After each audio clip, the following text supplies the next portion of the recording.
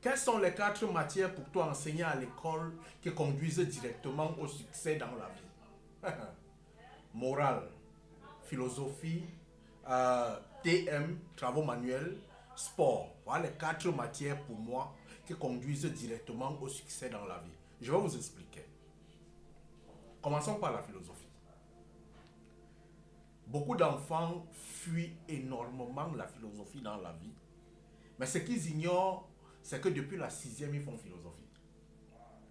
Dans les mathématiques, il y a la philosophie dedans. Dans les sciences, il y a la philosophie dedans.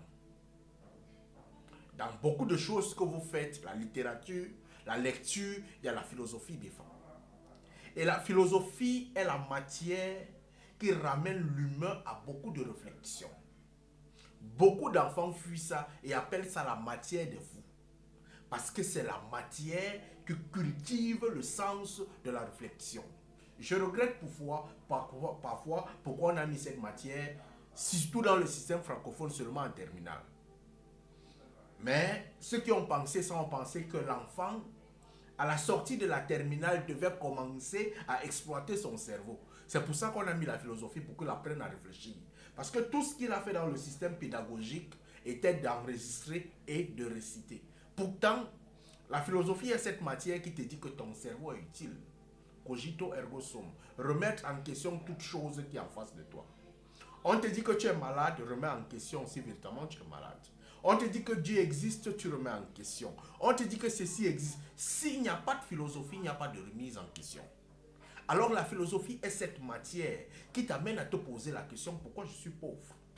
Pourquoi je devrais rester pauvre? Pourquoi je devrais demeurer pauvre? Lorsque tu comprends la philosophie, tu comprends la vie. Lorsque tu commences à exploiter en profondeur la philosophie, tu commences à découvrir la vie.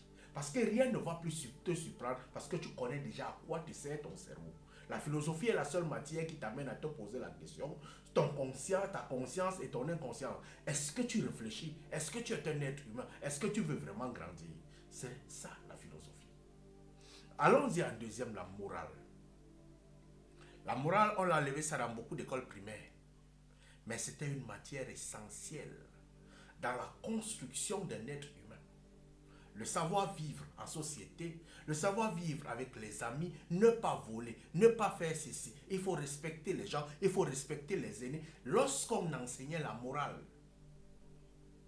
tu quittes de là, tu entres dans un bureau, tu sais te positionner. Tu quittes de là, tu vas en conférence, tu sais parler.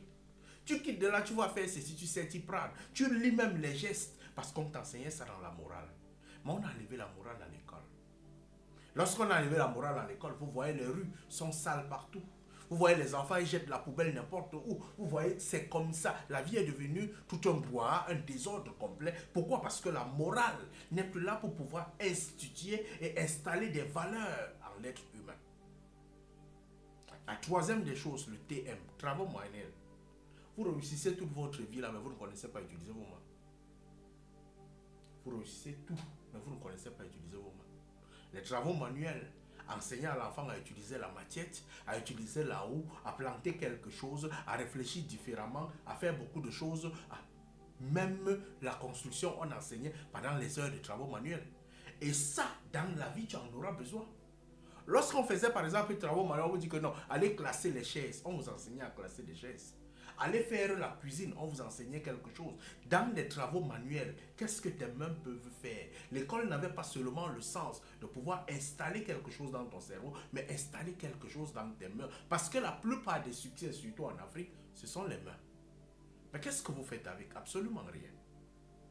Aujourd'hui, on a enlevé ça. Les enfants ne prennent pas ça au sérieux. Ils se disent que non, ce sont des notes qu'on complète. Mais le sens de prendre seulement les enfants, les amener creuser des carnivaux, installer des logiciels, de savoir qu'on peut réussir en utilisant des mains. Quatrième, le sport. La plupart des sports qui sont choisis dans les écoles, ce sont des sports de groupe. Ce ne sont pas des sports individuels. Beaucoup qui sont enseignés dans les écoles, c'est des sports de groupe. Vous pensez que c'est quoi? C'est la sociabilité. C'est la gestion des équipes. Ce sont des compétences dans ce sport qui font en sorte qu'un enfant arrive en entreprise, il est manager.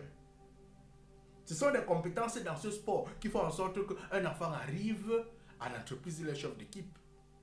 Ce sont des compétences dans ce sport qui font en sorte qu'un enfant arrive en entreprise et sait parler à ses collègues.